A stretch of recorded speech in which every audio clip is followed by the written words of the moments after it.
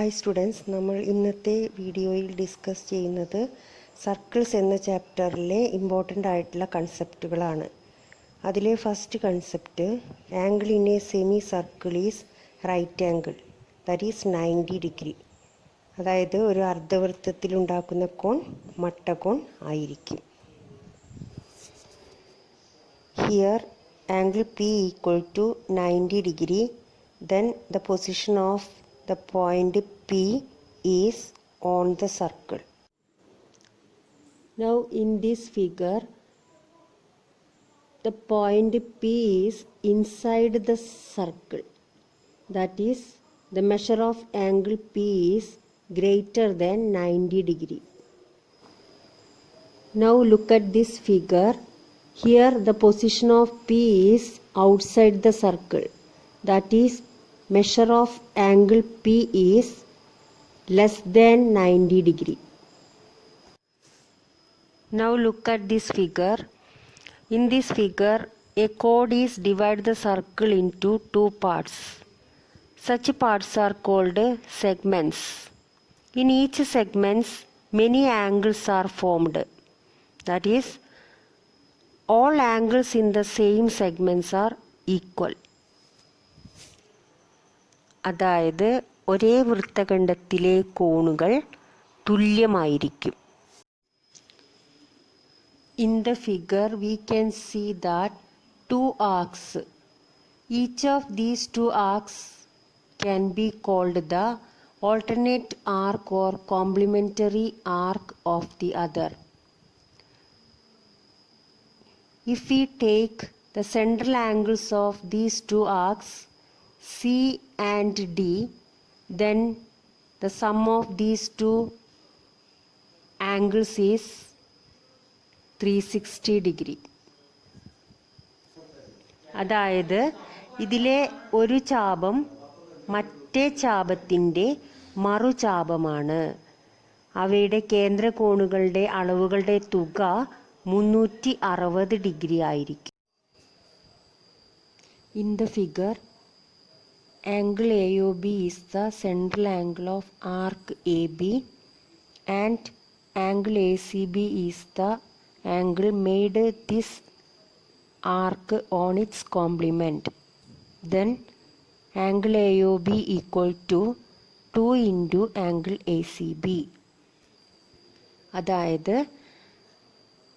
Angle A O B എന്ന് പറയുന്നത് ചാപം A ബിയുടെ കേന്ദ്രകോണും ആംഗിൾ എ സി ബി എന്ന് പറയുന്നത് ആ ചാപം അതിൻ്റെ മറുചാപത്തിലുണ്ടാക്കിയ കോണും ആണ്.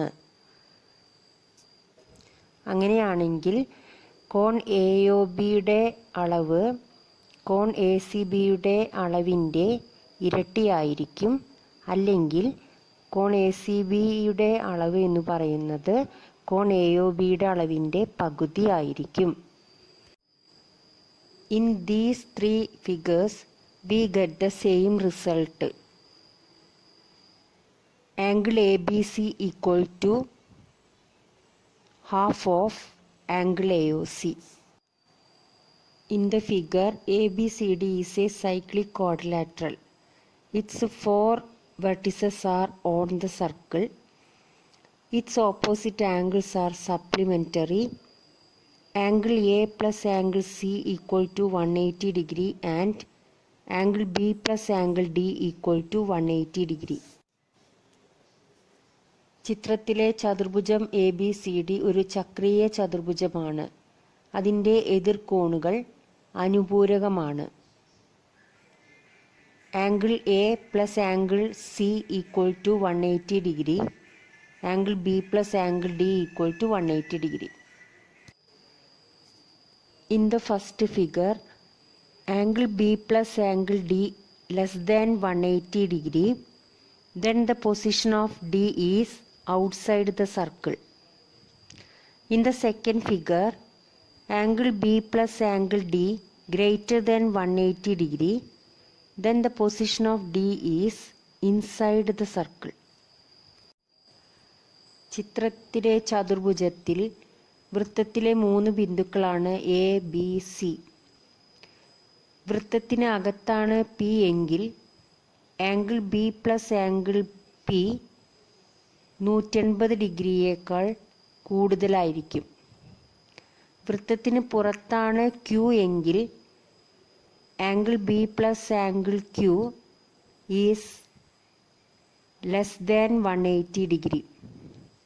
വൃത്തത്തിലാണ് ആർ എങ്കിൽ angle B plus angle R equal to 180 degree ആയിരിക്കും. Sum of alternate angles are supplementary. C plus D equal to 360 degree. Then half C plus half D equal to C plus D by 2 equal to 360 divided by 2 equal to 180 degree. In the figure, ABCD is an isosceles trapezium. അതായത് A B C D ഒരു സമപാർശ്വലംബകമാണ്. Angle A equal to angle B. A B and C D are parallel. Then angle A plus angle D equal to 180 degree. Co-interior angles. Then we get angle B plus angle D equal to 180 degree. Therefore, we can say that ABCD is a cyclic quadrilateral. അതായത് ഒരു സമപാർശ്വലംബകം ഒരു ചക്രീയ ചതുർഭുജമായിരിക്കും.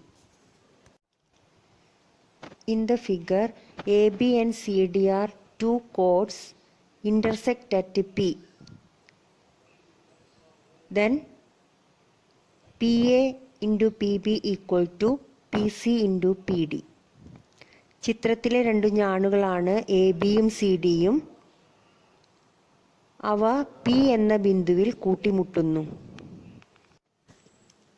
In the figure, AB is the diameter of the circle and CD is perpendicular to AB and also PC equal to PD. Then we get the result AP into PB equal to PC square. ഇവിടെ ചിത്രത്തിൽ A B വൃത്തത്തിൻ്റെ വ്യാസമാണ്. കൂടാതെ A ബിയും C ഡിയും പരസ്പരം ലംബങ്ങളാണ്. In the figure, two chords AB and CD are extended and meet at the point P. Then we get the result AP into PB equal to PC into PD. അതായത് ചിത്രത്തിലെ രണ്ടു ഞാണുകൾ A ബിയും C ഡിയും പുറത്തേക്ക് നീട്ടിയപ്പോൾ P എന്ന ബിന്ദുവിൽ ഖണ്ഡിക്കുന്നു. In these three results are very important from this chapter.